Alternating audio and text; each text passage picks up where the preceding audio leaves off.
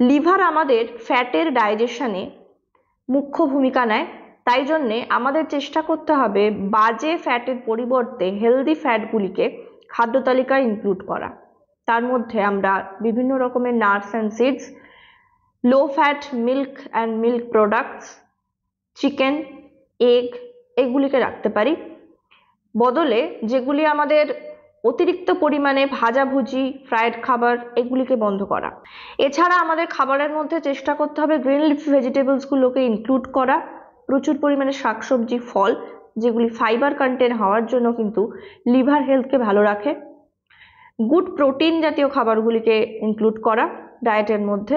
এছাড়াও কিন্তু আমাদের পর্যাপ্ত পরিমাণে জল খাদ্য তালিকায় রাখতে হবে।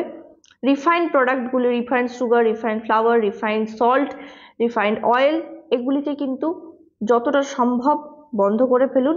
খাদ্য তালিকায় গুড সোর্সেস অফ কার্বোহাইড্রেটকে রাখুন, রিফাইন্ড কার্বোহাইড্রেটগুলিকে বন্ধ করে দিন, ময়দা জাতীয় খাবারগুলিকে বন্ধ করে দিন। এবং ফলকে, দৈনন্দিন ফল এবং সবজির একটা ব্যালেন্স কিন্তু ডায়েটে অবশ্যই থাকা দরকার।